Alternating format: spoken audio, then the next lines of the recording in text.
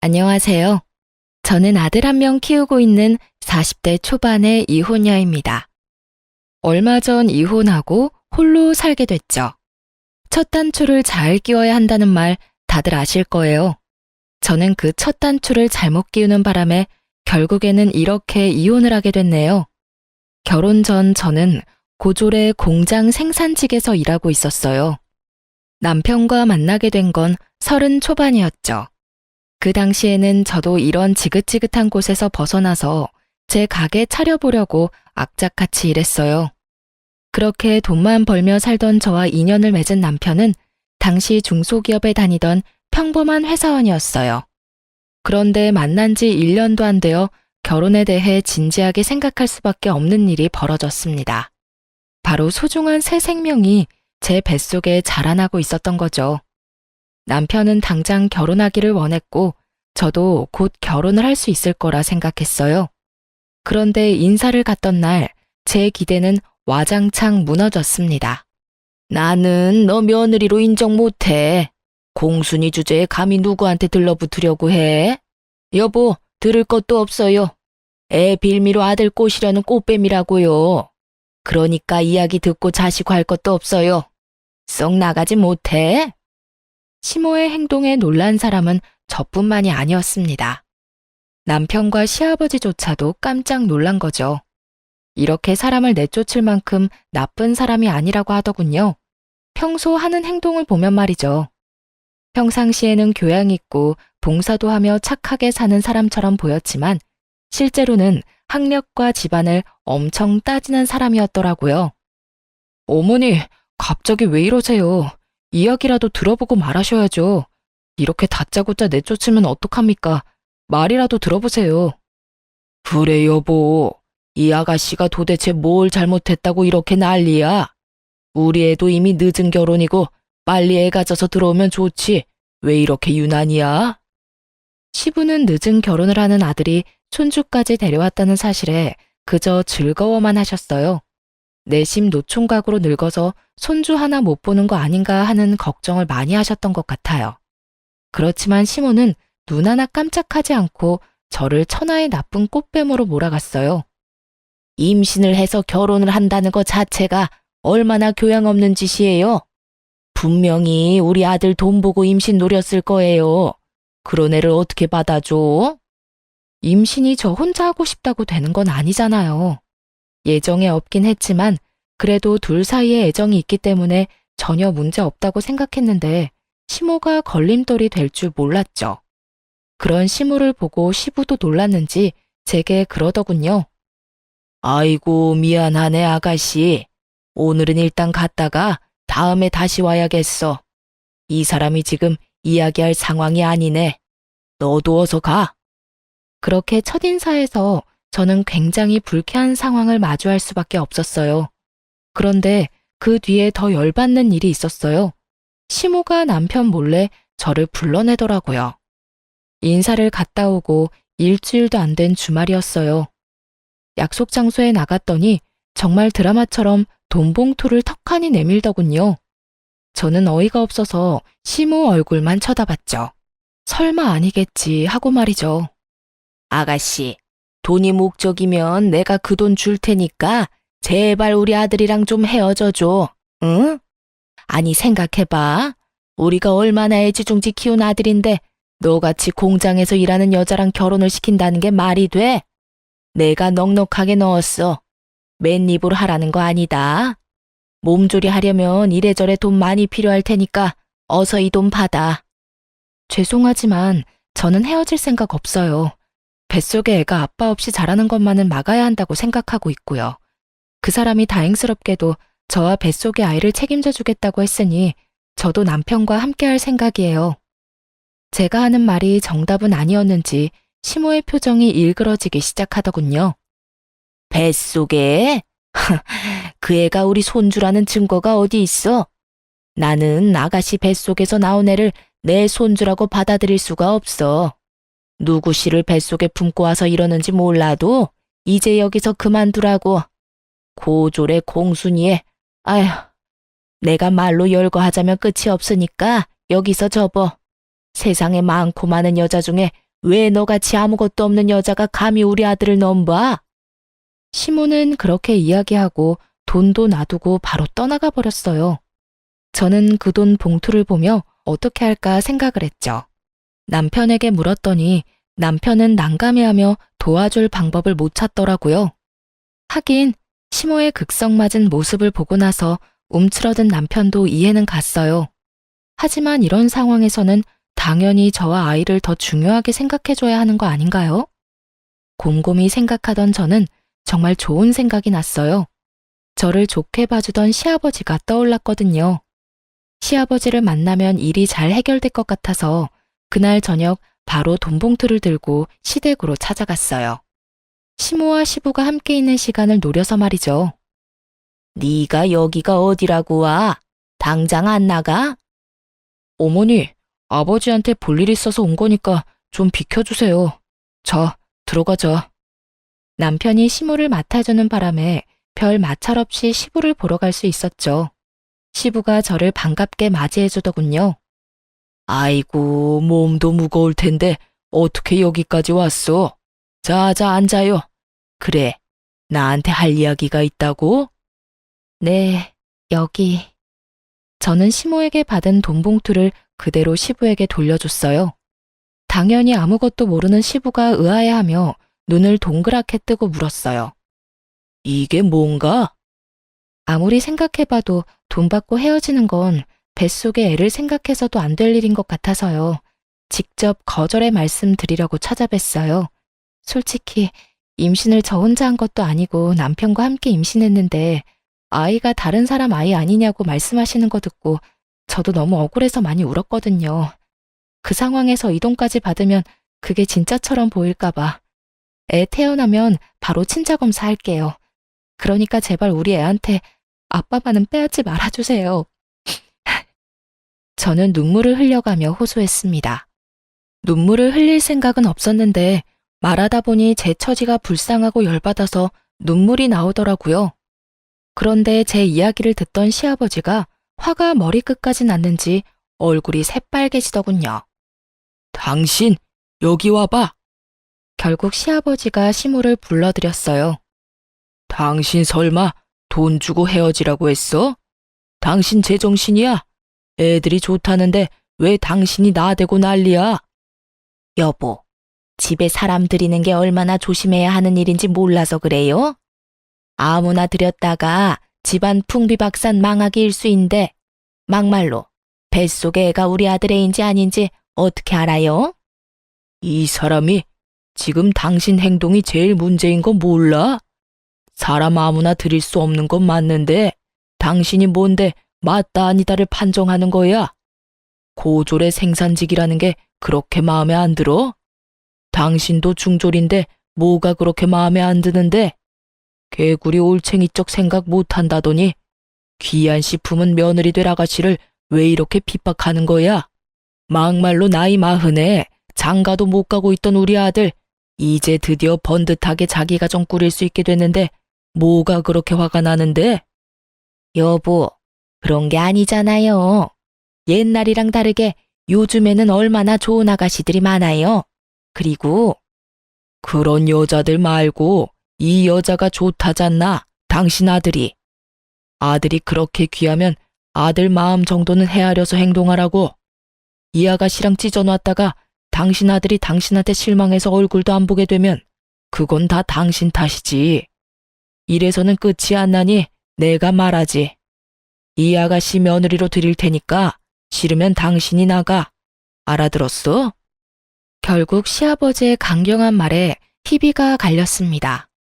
결국 그 자리에서 상견례에 대한 이야기까지 다 마쳤고 저와 남편은 결혼할 수 있다며 좋아했죠. 하지만 그 덕분에 저에 대한 시모의 앙금과 분노는 차곡차곡 시모 마음속에 정립이 되고 있었던 모양이었어요. 상견례 날 시모의 그 분노를 고스란히 느낄 수 있었거든요. 저희 집에는 아버지가 계시지 않아서 어머니 혼자만 나오셨거든요. 아버지는 제가 고등학교 졸업반일 때 한쪽 다리를 잃고 투병 중이다가 남편과의 결혼 이야기가 나오기 직전에 돌아가셨으니까요. 친정 어머니는 시장에서 야채를 파는 일을 하셨는데 한 번도 엄마를 부끄럽다 생각한 적이 없었어요. 여태껏 어머니 홀로 아버지 간병에 돈 벌랴 집안일 하랴 저와 남동생 돌보랴 고생하신 걸 너무 많이 봐서 저도 대학에 가지 않고 공장에 취직한 거였거든요. 대학을 가기에도 나쁘지 않은 성적이긴 했는데 장학금을 받을 정도로 잘하지는 못해서 결국은 취업을 선택했어요. 아버지가 죽고 보험금이 나오긴 했지만 밀린 병원비에 빚을 갚고 나서는 얼마 남지 않았어요. 그런데 어머니는 그걸 쓰지 않고 모아놨다고 했어요. 이거 저 결혼할 때 주겠다고요. 그만큼 마음이 곱고 여린 분이셨어요. 그래서 시모에게 나쁜 소리를 듣지는 않을까 걱정됐고요. 상견례 때 시모는 대놓고 저와 친정에 나쁜 말을 하지는 않았어요. 당연한 일이었죠. 시아버지가 두 눈을 부릅뜨고 있는데 그게 가능할 리가 없잖아요. 저희 집 사정을 듣게 된 시아버지는 10년이 넘는 시간 동안 지압이 병간호를 해온 저희 친정어머니를 보며 느끼는 게 참 많았나 봐요. 부모를 보면 자식을 볼 수 있다고 했는데 한결같은 마음으로 아버지 곁을 지킨 어머니를 보며 저도 그렇게 힘든 일이 벌어질 때도 남편을 잘 지켜줄 수 있을 거라는 생각을 하신 모양이었어요. 좋은 분위기에서 상견례가 끝나고 드디어 날을 잡자는 말까지 나왔죠. 그때 시모가 한마디 했어요. 솔직히 무슨 생각으로 딸 결혼시키는지 모르겠네요. 아니, 이렇게 힘들게 야채 장사하면서 돈 버는 분이 애 결혼시킬 돈이나 벌어놨겠냐고요. 이 사람은 모르겠지만 저는 비투성이 사돈은 필요 없네요. 솔직한 말로 이 결혼 저희 아들이 너무 아깝네요. 당신네 집안이 뭐 내세울 게 있기를 해. 딸이 학벌이 좋기를 해. 돈이 많기를 해. 여러모로 우리랑은 격이 안 맞는 집안이라고요. 그걸 알고 있으면 그만! 여기까지 와서 뭐 하는 거야? 제가 틀린 말 했어요. 힘들게 살았으면 힘들게 산 대로 분수에 맞는 사돈을 찾으라고요. 사부인께서 걱정이 많으시네요. 저는 그저 제 딸아이를 존중하는 것뿐입니다. 사부인께서도 아드님 마음을 존중해서 여기 나오셨겠지요. 두 사람이 좋다는데 옆에서 말리면 더 반발을 할 테니 한번 믿고 저들 하자는 대로 해주세요. 둘 다 성인이고 생각이 있겠죠. 척지면 척지는 대로 힘들어지는 건 늙은 우리들 아니겠습니까? 결국 시모는 친정어머니를 상대로 격이 낮아서 장가 보내는 게 마뜩잖다고 말했고 친정엄마는 시모에게 그러다가 아들한테 버림받는 건 너라고 응수한 셈이죠. 그 뒤에 시아버지의 잔소리를 들으며 시모는 결국 저희의 결혼을 허락할 수밖에 없었어요. 그렇게 저희는 행복한 결혼 생활을 시작했습니다. 정말로 처음에는 우리가 영원히 행복할 줄 알았어요. 시모라는 큰 벽이 남아 있었지만 어떻게든 잘 될 거라 생각했죠. 결혼 4개월 만에 아들을 낳았을 때 시아버지가 정말 좋아하셨어요. 그런데 아들은 외탁을 해서 저를 더 많이 닮았더군요. 그러자 시모가 냉큼 친자 검사를 해야 한다며 아들 세포를 채취해 가더군요. 시아버지가 정신이 있는 여자냐며 호통을 치는데도 시모는 그거는 절대 양보 못한다며 버티더군요. 그때 정말 기분이 더러우면서도 그래, 해볼 테면 해봐라 하는 그런 마음이었어요. 그 애가 남편 애라는 건 변함이 없는 사실이니까요. 그래도 시모가 중간에 무슨 수작을 벌일지 몰라 남편에게 부탁해서 직접 시부모님을 다 모시고 가라고 했어요. 그리고 그렇게 유전자 검사 결과가 나왔는데 역시나 남편의 친자임이 확실시 된 거죠. 결과가 나오고 시아버지가 시모에게 그랬어요. 이거 봐. 우리 손주라고 내가 말했잖아. 결국 시모도 그 결과에 대해 아무런 딴지를 걸 수 없었어요. 그 일로 시모의 입지는 현저히 줄어들었고 시아버지는 저와 손주인 제 아들을 어지간히도 예뻐하셨어요. 처음에는 시모가 너희들끼리 알아서 살라고 했는데 손주에 감동받으신 시아버지께서 본인 명의 아파트를 흔쾌히 신혼집으로 빌려주셨거든요. 그렇게 꽤나 순탄했던 결혼 생활도 5년 차에 접어들 때였어요. 하루는 남편이 급히 와서 제게 조심스럽게 말을 꺼냈어요. 사실 엄마 몰래 아버지가 이 집을 우리한테 증여해 줄 모양이야. 증여? 갑자기? 아무래도 우리 아들 엄청 귀하게 여기시잖아. 그래서 그런 것 같은데 그 증여세를 내야 하거든? 근데 증여세가 거의 8천 정도 나오는데 당신이 그 돈 좀 빌려주면 어떨까 싶은데. 내가 당신한테 맡겨둔 돈 3천이랑 당신이 모은 돈, 그리고 나머지는 대출 좀 쓰면 될 것 같은데. 안 돼? 그게 사실은 내가 당신이 맡겨둔 돈 불려보려고 주식했다가 좀 많이 날렸거든. 지금 남은 돈이 얼마 없어. 당신 미쳤어? 그 돈이 어떤 돈인데 그걸 홀라당 날려먹어. 게다가 내 돈이잖아. 당신 돈도 아니고. 뜬금없는 남편의 고백에 제가 화부터 냈어요. 제 돈을 3천만 원을 날려먹었다는데 가만히 있을 여자가 어딨나요? 게다가 그런 주제에 돈을 빌려달라니. 화를 냈는데 남편이 천연덕스럽게 말을 꺼내더군요. 그러니까 미안하다고 이야기했잖아. 잘 들어봐. 당신 어머님이 가지고 계신 돈 있잖아. 당신한테 주기로 했다던 1억. 그거 빌려주면 내가 이 아파트 공동명의로 지분을 반틈 나눠줄 테니까. 어때? 1억 3천 내고 5억짜리 아파트 지분 가져가는 게 더 남는 장사 아니야? 그 1억은 아버지의 사망보험금에서 나온 돈이었어요. 온전히 따지자면 제 돈이 아니라 어머니 돈이었고요. 어머니가 저에게 주신다고 이야기는 하셨지만 제가 받지 않았던 돈이기도 하죠. 지금에 와서 어머니에게 달라고 하기에도 애매한 상황이었어요. 게다가 제 돈을 다 날린 주제에 저희 어머니 돈까지 빌리려는 남편을 보니 화가 나서 난리를 치고 싶었지만 이 아파트를 증여해준다는 말에 귀가 솔깃해진 건 어쩔 수 없는 일이었어요. 솔직히 제 돈 3천만 원을 다시 어떤 형태로든 돌려받을 수 있다는 생각이 들기도 했고요. 그런데 무턱대고 돈 빌려주는 것도 믿음직스럽지 않았어요. 언제 또 제 뒤통수를 칠지 모르니 저는 남편에게 한 가지 제안을 했어요. 그럼 우리 엄마한테 빌리자.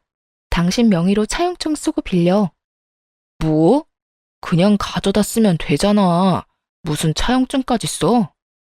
어차피 그냥 우리한테 줘도 5천만 원 넘으면 증여로 보니까 그에 대한 세금도 내야 한대. 그러니까 빌리는 걸로 하고 매달 용돈 드리는 걸로 차감하면 되잖아. 항상 용돈은 드리고 있으니까.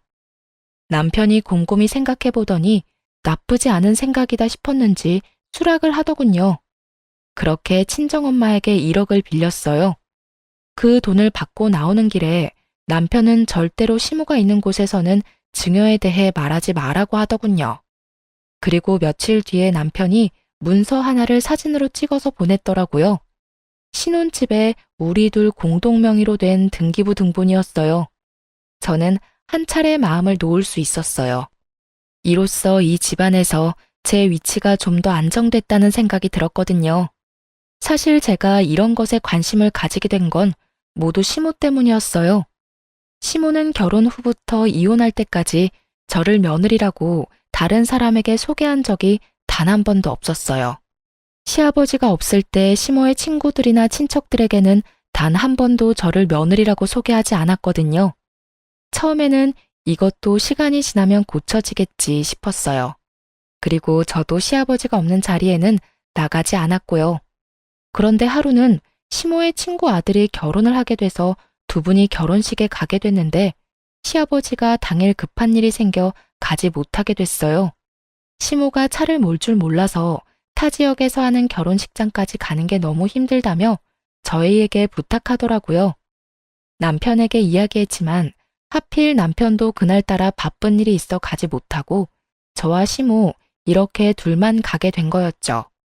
솔직히 안 가고 싶은 마음이 가득했지만 어쩔 수 없이 나간 자리였어요.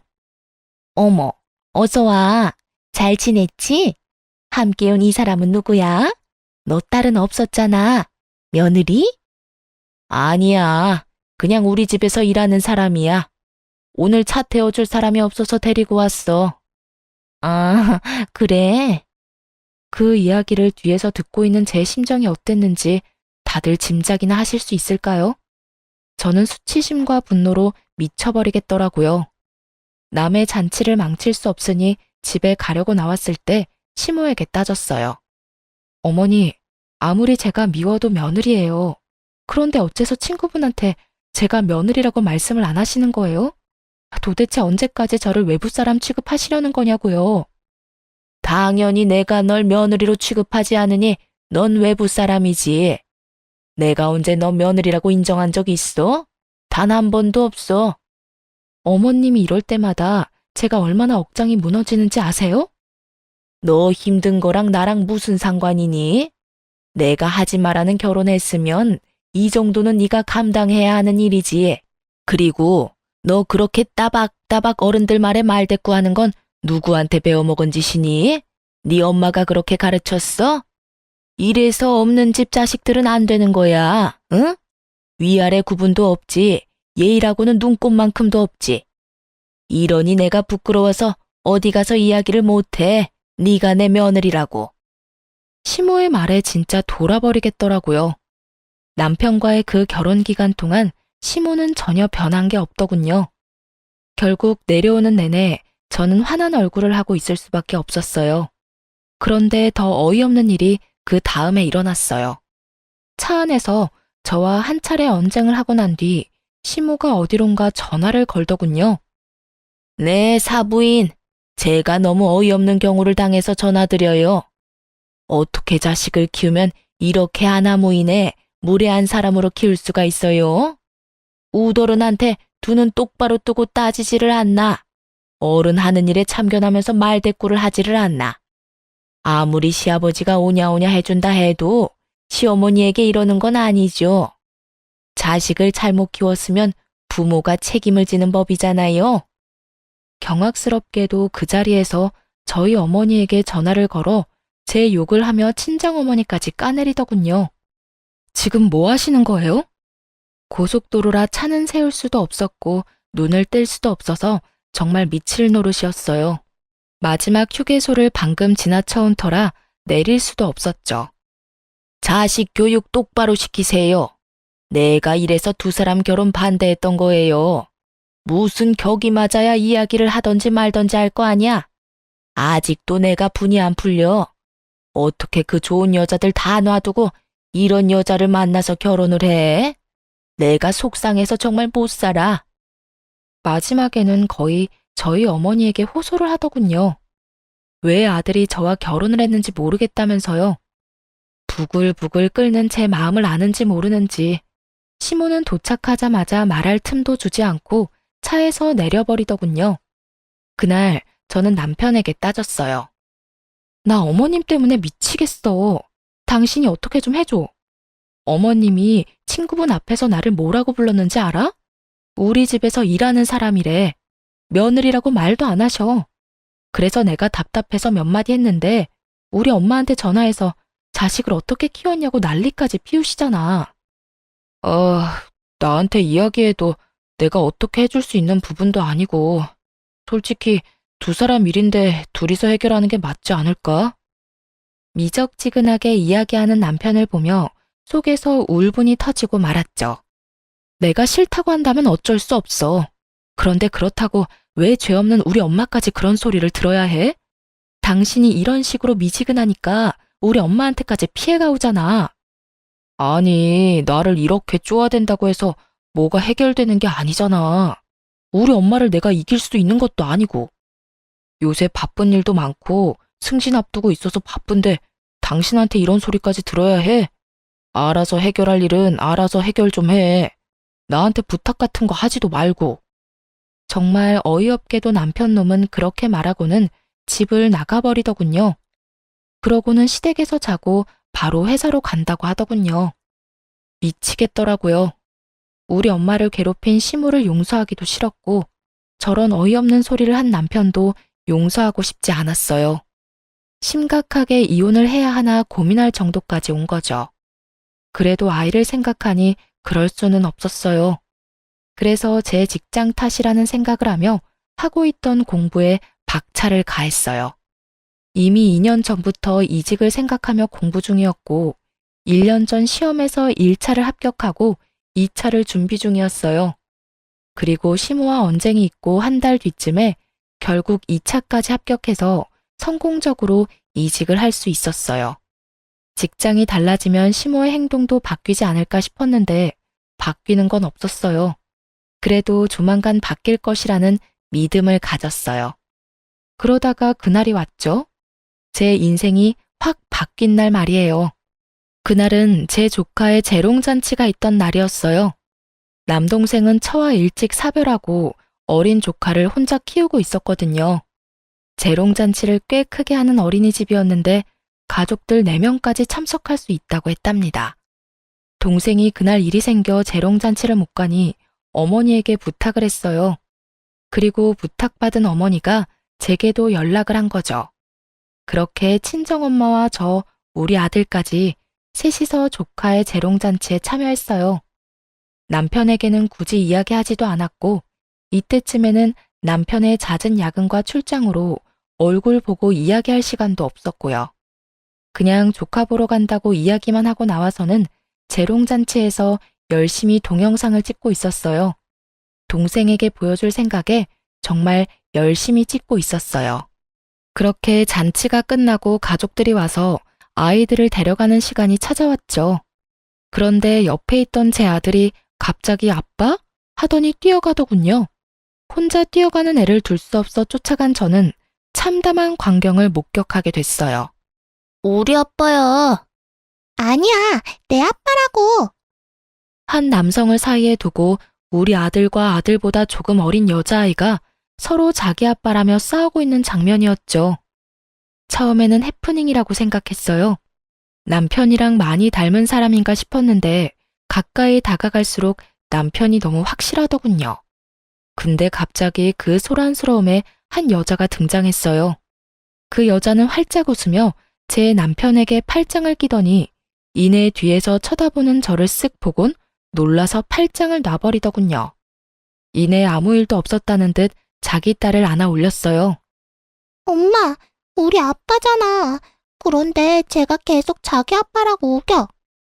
그 여자의 딸이 그렇게 말하는데도 그 여자는 자기 딸에게 아무런 말도 없이 굳은 표정으로 순식간에 사라지더군요. 옆에서는 수군거리고 난리가 났어요. 그 빵집에서 일하는 애 엄마 아니야? 재롱잔치에 이게 무슨 난리야? 설마 불륜이었어? 아니, 애 재롱잔치에 불륜남 데리고 오는 사람이 어딨어? 아니겠지. 근데 왜 저기서 도망가?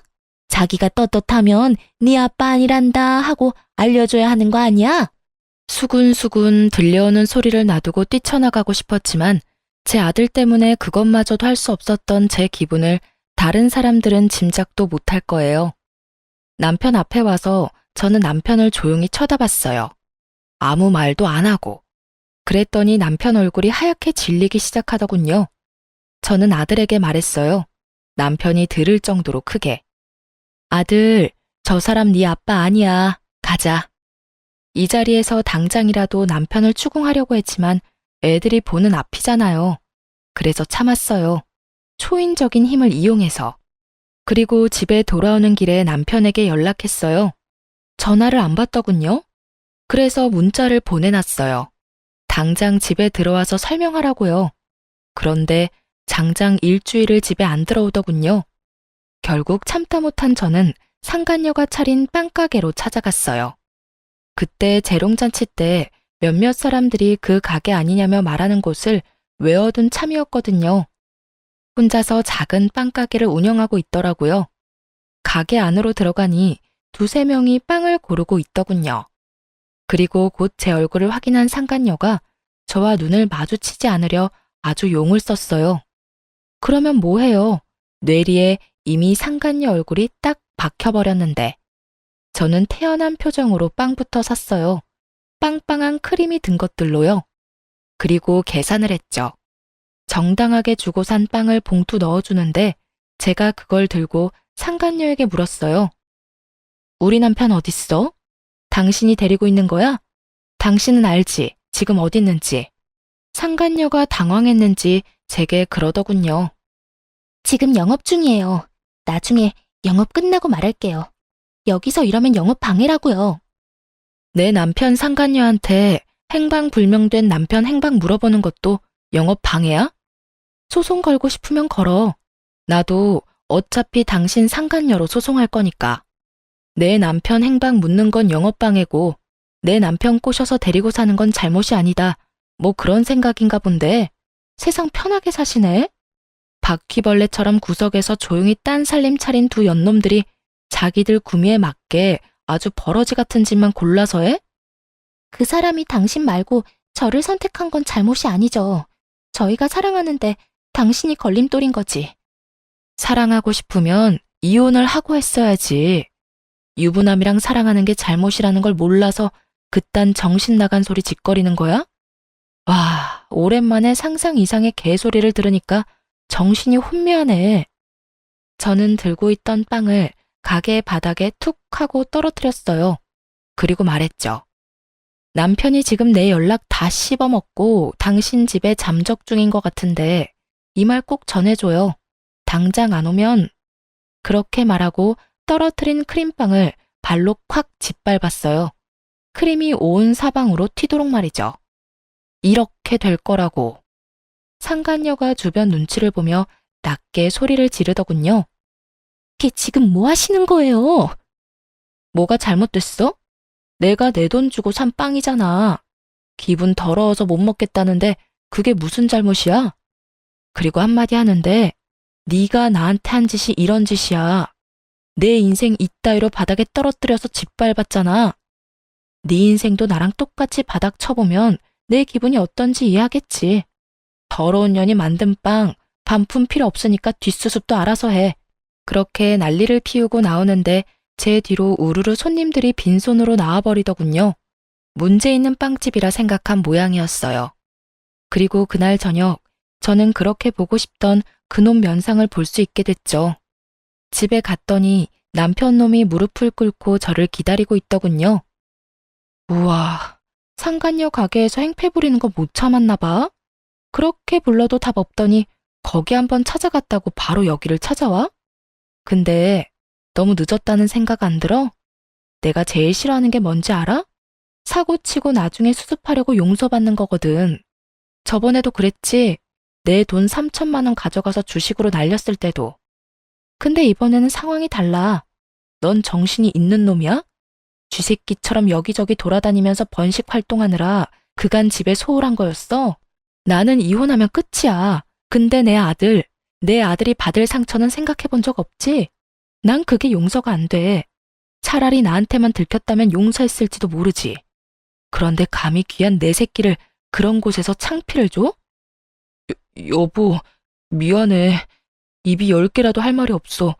그치만 이혼은 제발 안 돼, 여보. 왜 이혼을 안 해? 난 못 살아. 당신 그 여자한테 돈 주고 있지?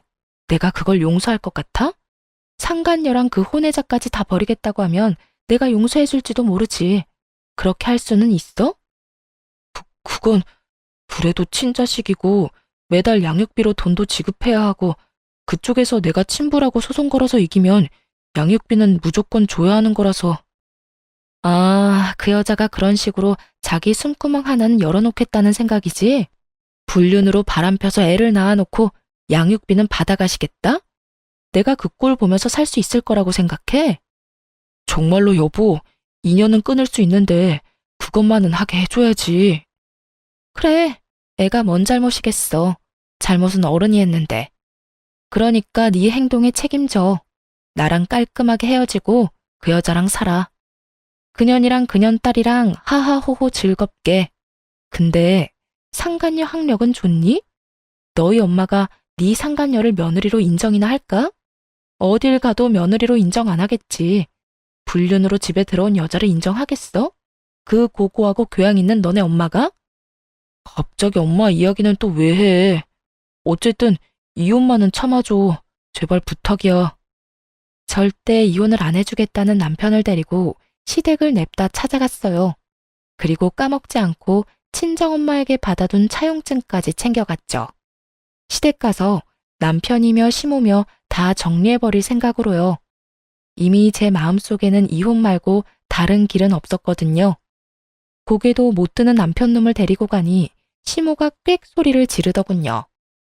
네가 여기는 무슨 일이냐? 용건 없으면 코빼기도 보이지 않더니. 무시하고 들어가니 다행히 시아버지도 계시더군요. 저는 모두가 보는 앞에서 남편과 상간녀, 상간녀의 딸과 제 아들이 마주한 그 개판 같았던 날의 동영상을 틀어줬어요. 이게 뭐야? 예상대로 시아버지가 깜짝 놀라더군요. 아버님, 저 이 사람하고 이혼하려고요. 바람도 폈는데 애까지 있어요. 근데 이 사람이 이혼을 안 해주겠대요. 그 여자랑 관계도 못 끊을 거면서. 어떻게 저한테 이럴 수가 있어요? 우리 아들이 얼마나 상처를 받았는지 이 남자는 생각도 없어요. 그 여자랑 모든 관계를 끊으랬더니 그것도 못한다잖아요. 그런 제가 남편과 결혼 유지할 필요가 있겠어요? 그러니 공동 명의로 된 우리 신혼집 팔고 저희 어머니가 빌려준 1억이랑 제 돈 3천만 원 먼저 돌려받고 싶어요. 잠깐. 너 무슨 말 하는 거냐? 신혼집이 공동명의라니. 시아버지가 처음 듣는 것처럼 눈을 동그랗게 뜨고 제게 되묻더군요. 저야말로 당황해서 차용증을 내밀며 말했죠. 아버님이 그때 남편한테 집 증여해준다고 하셨잖아요. 남편이 그때 돈 빌려가서 공동명의로 해준다고 했는데. 저는 쎄한 느낌의 남편놈 얼굴을 쳐다봤어요. 똥 됐다는 표정으로 눈만 질끈 감고 있는 남편놈 얼굴이 보였죠. 나는 증여를 한 적이 없다. 너 이게 무슨 이야기인지 당장 말해봐. 남편이 아무 말도 못하고 우물쭈물 하더군요. 시아버지가 버럭 노성을 질러댔어요. 그 돈 어디다 썼는지 말하라고 했지? 여자 가게 낼 때 빌려줬어요. 1억 3천만 원. 그리고 딸 양육비로도 좀 주고 그랬어요. 아이고, 이런 미친놈을 봤나. 불륜을 제 돈으로 한 것도 아니고 제 마누라 돈으로. 시아버지의 집은 증여가 된 게 아니었고 제게 보여준 건 위조된 문서였던 거죠. 당황해서 열받은 저보다 더 화가 난 게 시아버지였습니다. 바람이 난 것도 모자라서 지금 간도 크게 이 애비 집으로 사기까지 쳤어? 네가 정신이 있는 놈이냐 없는 놈이냐? 도대체 뭐가 모자라서 바람을 피웠어? 아버지, 어쩌다 보니 그렇게 된 거예요. 그리고 지금은 와이프보다 그 여자한테 더 마음이 가고. 이놈, 그걸 말이라고 해? 조강지처가 두 눈 부릅뜨고 앉아있는데 뭐? 내가 너를 그리 키웠어? 누가 책임감 없이 싸지르고 돌아다니라고 했냐? 너 어떡할 거야? 지금 이 상황 어떻게 수습할 거냐고? 어떻게 하긴요. 아버지가 돈 좀 빌려주시면. 안 된다. 절대로 못 빌려줘. 네가 알아서 처리해. 왜 네가 싸지른 똥을 내가 치워야 한단 말이냐? 아유, 여보. 헤어지고 싶다는데 그냥 헤어지게 내비둬요. 왜 당신이 화를 내요? 얘네 결혼할 때 당신이 아들이 좋다는데 결혼시켜주자고 그랬잖아요. 이제는 아들이 싫다는데 그럼 당신 논리대로 이혼 도와줘야죠. 시모는 이 상황이 아주 신나서 열심히 나오는 대로 짓거리더군요. 그 꼴을 보기 싫었던 저는 시모에게 말했죠. 어머님은 저희 어머니한테 들을 말 있으시잖아요. 당장 통화시켜 드릴까요? 제 말에 시모가 어이없다는 표정으로 저를 보더군요. 갑자기 사부인에게 전화를 왜 하니? 남편이 불륜을 저질렀잖아요. 그렇게 나쁜 짓을 했는데 그럼 저희 어머니한테 전화를 하셔서 사과해야죠. 너희 일은 너희가 알아서 하는 거지. 어째서 내가 사부인한테 전화를 해? 어머님께서 저번에 친정어머니께 전화하셔서 막말하셨잖아요. 제 학력이 낮아서 어디 가서 며느리라 말하기 부끄럽다고 윽박질렀잖아요, 우리 엄마한테. 고속도로 위에서 자식 교육 똑바로 시키라고 전화한 거 기억 안 나세요? 기억나게 해드릴까요? 블랙박스 녹음본도 있는데. 제 말에 시아버지가 깜짝 놀라더군요. 시모는 제 말에 시부 눈치만 보고 있고요. 너는 왜 그런 말을 여기 와서 해? 이혼하려면 곱게 헤어지면 될 거 왜 여기 와서 설쳐? 나가. 당장 나가서 너희들끼리 이혼을 하든 말든 마음대로 해. 당신 설마 지금 한 말이 다 사실이야? 지금 사부인에게 그런 짓을 한 게 진짜냐고? 여보, 아니, 며느리가 먼저 사람 속을 긁잖아요. 그래서 제가 화가 나서 사부인한테 한마디 했죠. 그게 무슨 잘못이라도 돼요? 자식 잘못 키웠으면 잘못 키운 사람이 욕먹는 거야 당연한 거고. 당연? 뭘 어떻게 생각하면 그게 당연한 일이 되는 거야? 아이고, 마누라며 아들이며 갑자기 이게 다 무슨 일이야? 그렇게 교양거리더니 당신 교양은 어디다 팔아먹었어? 자기가 뭘 잘못한 건지도 모르고 감히 나한테 큰 소리를 쳐? 내가 미쳤지. 저런 인간들도 가족이라고 여태까지 그 고생을 하며 먹여 살렸다니. 나가. 당장 나가. 그리고 아들 너는 그 집에서도 나가. 공동명의? 증여? 네가 뭔데 마음대로 내 집을 증여했다고 사기를 쳐? 둘 다 꼴도 보기 싫으니까 이 집에 2번 다시 올 생각하지 마. 그렇게 시아버지는 시모와 남편을 쫓아냈어요. 시아버지는 저에게 이혼을 허락하며 한 가지 말해줬어요. 합의 이혼하면 위자료 명목으로 우리가 살던 그 신혼집을 주시겠다고요. 저를 위해서라기보다는 손주를 위해서인 것 같았어요. 실망시킨 남편보다 앞으로가 기대되는 손주에 대한 사랑이 더 큰 모양이었어요. 그렇게 쫓겨난 남편과 시모는 상간녀 집으로 간 모양이었어요. 시아버지가 꽤나 강경했거든요. 저는 시모 성격 생각하며 상간녀가 버틸 수는 있으려나 싶었네요. 그리고 협의 이혼을 하면서 시부가 제게 신혼집 소유권 이전을 해줬어요. 그걸 저한테 준 걸 어떻게 알았는지 남편과 시모가 시댁으로 찾아와서 따지더라고요. 그날 마침 아들과 시댁에 있었던 저도 그 사람들의 당황한 모습을 그대로 다 봤죠. 개거품 제대로 물더라고요. 아버지, 왜 그 집을 저 사람한테 줘요? 그냥 1억 3천의 위자료만 주면 끝인데. 그래요. 그 집이 어떤 집인데 한두 푼 하는 것도 아니고 자그마치 5억이나 되는 비싼 집을. 조용히 안 해? 조용히 하긴 뭘 조용히 해요. 당신 혼자 독단으로 처리할 일 아니라고요. 엄마 말씀이 옳아요. 아버지, 우리가 이해할 수 있도록 설명은 하셔야 될 거 아니에요. 내가 번 돈으로 내가 산 집이야. 내가 어떻게 쓰던 내 마음이고. 그리고 너 지금 당장 1억 3천 마련할 수나 있냐? 돈도 없는 놈이 도대체 무슨 배짱으로 그 집에 대해서 이래라 저래라야? 네가 내야 할 돈 내가 내고 있는 거 안 보이냐? 네가 친 사고 수습하면서 내가 설명까지 해야 돼? 넌 눈이 없어 귀가 없어. 이렇게까지 하는 거면 알아들어야 할 거 아니야? 아버지. 그리고 당신도 집에서 분란만 일으키는 인간이 내 재산에 무슨 관심이야? 그리고 내가 그 집 준 거에는 당신이 내야 할 위자료도 있는 거 알고 있어? 며느리가 당신의 그 교양 없는 행동으로 당신한테 위자료를 청구할 수도 있다고. 그거 내가 다 감당해주고 있는데 여기 와서 큰 소리 칠 군번이냐고. 내가 내 손주랑 며느리한테 이 집 물려주는 거에 관심이 많은가 본데 관심 들 거. 그리고 이 집에 누가 들어오라고 했어? 당장 둘 다 안 나가?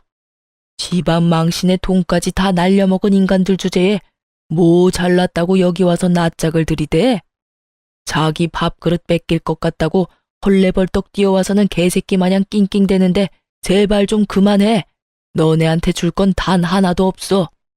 결국 시부가 남편과 시모를 쫓아내버렸어요. 어찌나 속이 시원하던지. 그런데 벼랑간 두 사람 사이에 시비가 붙어버리더군요. 이게 다 뭐야? 너 때문이야. 네가 바람만 안 폈어도 이런 일 없어. 아니, 처음부터 그런 여자랑 결혼만 안 했어도 이런 일 없었을 거라고. 시모가 먼저 아들 탓을 하더군요. 그의 또 아들은 지지 않고 맞받아치고요. 왜 그게 제 탓이에요? 엄마가 경거망동하면서 그놈의 교양 찾느라 이 여자 저 여자 다 싫다고 해서 그렇게 된 거지. 그리고 장모님한테까지 전화한 건 선을 넘은 거죠. 어떻게 그게 내 탓이야? 너가 애초에 그런 여자를 안 만났으면 됐지. 와이프 아니더라도 엄마 마음에 드는 사람이 있긴 해요. 같이 살던 그 사람도 이제 엄마랑 나 버리고 애랑 도망갔잖아요. 아니, 기생충처럼 들러붙어 사는 주제에 무슨 시집살이를 그렇게 심하게 시켜요? 그 여자가 있어서 그나마 살았는데 냉큼 쫓아내기나 하고. 뭐? 어이가 없어서 네가 왜 그런 여자들만 만나는 거지? 너한테 문제가 있는 거라는 생각은 안 해봤니? 네 배로 나았지만 참 나쁜 놈이야 너도. 내가 이렇게 애지중지 키웠는데 결국에는 엄마 탓이지? 엄마가 잘못했으니까 탓을 하는 거죠. 쫓겨난 주제에 주인처럼 굴면 누구라도 화내겠죠. 엄마랑 있어 보니까 전 부인이 왜 그렇게 나더러 닥달을 했는지 알겠어요. 안 보는 게 속 편하지. 어휴. 결국 둘이서 집 앞에서 싸우다가 다시 나온 시부의 노성에 결국 깨갱하고 돌아가 버리더군요. 그렇게 시아버지 덕분에 깔끔하게 협의 이혼을 할 수 있게 됐어요. 그리고 시아버지에게 감사해하며 손주와의 시간은 항상 원하시는 대로 해드리고 있어요. 앞으로는 전 남편 같은 인간 또 만날까봐 아들만 잘 키우며 살 생각입니다. 아들도 아버지의 행동에 대해 상처를 많이 받아서 이런 상황에 제가 연애나 하고 돌아다니면 더 깊은 상처를 받을까봐 각별히 조심하고 있어요. 뭐, 너무 크게 되어서 남자 만날 생각도 없지만요. 쓰고 보니 참 제 인생도 파란의 연속이구나 싶긴 하네요. 그래도 사람이 살다 보면 굴곡진 인생도 사는 법이고 저만 그렇지는 않을 거라는 생각도 들어요. 저보다 더 황당한 경험을 하는 분도 계실 거고요. 저 같은 사람도 있고 어떻게든 극복했다는 걸 알려드리고 싶어서 제 이혼 사연 써봤어요.